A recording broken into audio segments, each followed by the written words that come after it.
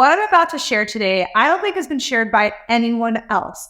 I work on the brand side. I am literally the person who is pitching creators for influencer campaigns, content creator campaigns, all things.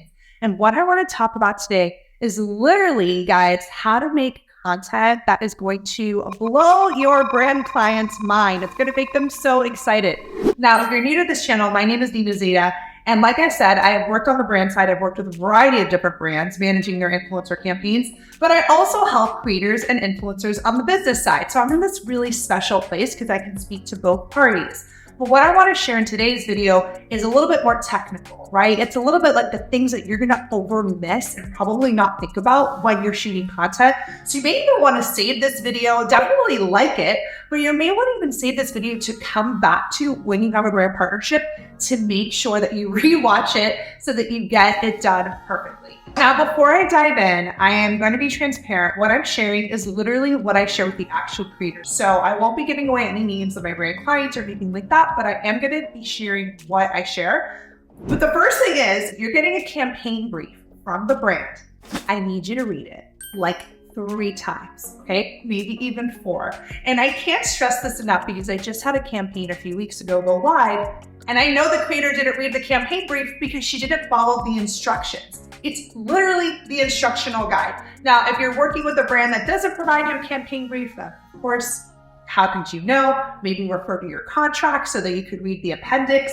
Hopefully you have a contract in place. But this is really what outlines the clear to-dos, the clear things that you need to know before you hit, film and then ultimately hit post, right? That's going to help the brand make sure that their messages are in it. And if you haven't worked with a brand yet and you're excited about working with a brand yet, I think what I'm going to share can also help you in the future for when you're ready. If you are a creator that does want to work with brands, make sure you like this video. Like it, it lets us know that this type of video is helpful for you and we can keep creating more. One thing I always recommend creators to do to just make sure everyone is on the same page is to submit a loose draft. Now, I don't mean like draft like actually shooting it. I just mean like kind of a script, a flow. That way the brand can kind of understand what you're doing, right? So like I was working with this creator and I sending them our client's product and she was like, okay, opening scene is this. Then we're going to talk about this. Then I'm going to have B-roll that shows this. Like it was very clear. It's just a couple of bullet points, but it got us all on the same page. So we were able to approve it. So when she hit go and started recording, there were like really no surprises because the brand understood what was going into that piece of content. So I think if you are, whether you're just getting started or you're a professional creator, submitting some sort of script, loose draft with like big ideas and flow, it makes it easy so that there are no surprises at the end. Let's just say I was going to be hired by this company, this tripod company that actually linked in our Amazon shop. It's something I personally use. It's to film with your phone, right? So it's a tripod. It goes, whatever with the phone. So let's just say they hired me, right, to do a video promoting this. They did not, by the way, but let's just say they did. So the first thing is you're always going to want to make sure that the product you are creating for is visible in the video. I can't tell you how many times I've worked with a creator and the product is like small in the background. They can't even like see it. So that's the first thing. You are not the focus, the product is, right? Now, I'm not saying you need to film a product video that you're not in, but I'm just saying be mindful of making sure that the product is being displayed correctly.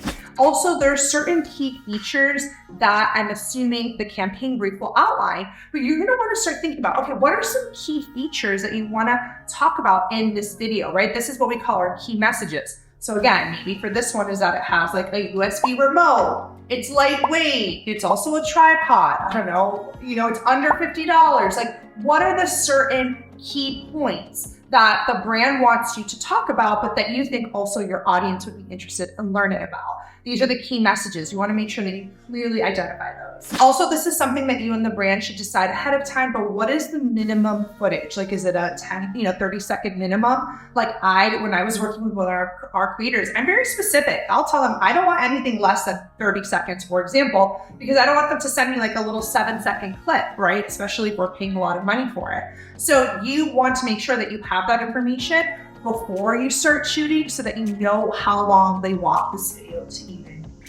Also, guys, when you are shooting content, make sure you are very aware of the music you are playing. You don't want to use anything that's going to get you a copyright strike or that is not something that's actually available to play publicly, it's actually not only embarrassing for you as a creator, and it could actually hurt the video and the job. So be very aware of the type of music that you're playing in the post. Also, from a quality perspective, like I always tell creators just to make sure that the quality is there, that the sound is there. Even little things like testing the sound, right? Before you start hitting, before you actually do your final version, you're gonna wanna go through and do a test. I've gotten creators send me videos where I'm like, oh my gosh, the sound is so bad. Like there's clearly construction in the background, or there's something that, you know, is uneditable. And again, it's a very frustrating experience as someone on the brand side. So quality of video and sound. Another thing you're gonna wanna be mindful of is filters. So I can't tell you the amount of times I've like worked with a creator and sent them some sort of brief and they did the video and the video is great. And all of a sudden I can just tell that there's like this grainy filter on top of the video. I'm just like, oh, I wish I said it in the brief. And that's how I've learned, right? To be like, no filters. So again, if you are using a specific sort of filter, you want to make sure that it's either approved by your client or something that you are aware of. Now, I'm actually making a video next week about my favorite influencer apps. And a lot of those are like video editing apps, especially for your phone, or if you want to be able to like edit on your phone, speaking of filters. So make sure you hit that little bell and subscribe to our channel so you can be notified when new videos are released. Now, something you may or may not have even thought about is when you're wearing a t-shirt or like content in your videos and you have a bunch of logos or like word marks. Like, again, I've worked with all types of creators, guys. And I remember we got a piece of content back and the girl had like some t-shirt that said something like just crazy on it. And the whole time I'm thinking, like, did she not like think about what she put on while shooting this video? And again, there are things that we may not even think, right? But this is how you really go from like mediocre to excellent. This is how you become a creator that is professional, someone that like, it's these minor details, like not having a big logo or something crazy on your shirt. Because again, what if the brand wants to, you know, eventually run ads to this video, or they want to whitelist it, or it did so well? I suggest keeping it really simple when you are in these videos so that you don't run into anything unexpected. Now, if you are a creator that's watching this video, maybe you haven't worked with a brand yet, we're gonna help you.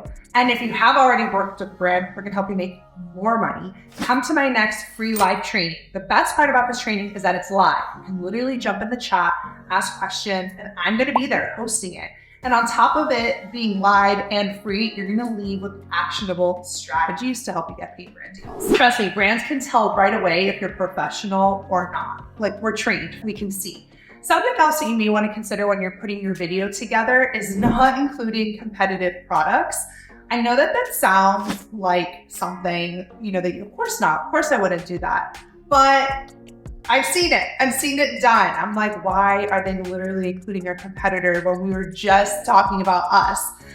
There's small things. Again, it depends what industry you're in, but it's something that you do want to, like, again, keep notes so you don't make this mistake. And remember, when you're getting like your content together, whether it be in the script or in the draft, you also want to send them ideally like your caption, even if they don't ask for it, because this way you can, again, you don't want surprises when things are up and then they're like, can you change this? I'd rather just have, I don't know, sorry if you guys hear like hammering. I guess our neighbors decided to hang up some art today during today's video, so sorry about that. But yeah, and even just like the caption, like I know, again, this is the gal on the brand side, like I'm like, I want to see what hashtags they're using. I want to see what type of, you know, what they're saying in the description. It depends on my client. Like some of my clients are a little like they don't need approval. So why not just offer it up front so we're all on the same page? All right, guys, I hope you took notes. Today's video is hopefully going to help you create that content that's going to get your brand like, oh my God, they're so good. I love working with them. I want to keep working with them. And this is going to help you hopefully create that reoccurring revenue so you can continue working with this brand in the future. And most importantly, guys, when you are working with a brand, make sure that that content resonates not just with your brand partner, but also with you. I get it. Being a creator is tough. You're not like, you know, an actor, or you're not here to like put together some sort of spokesperson show, but having a campaign brief, hopefully taking the notes I said in this video,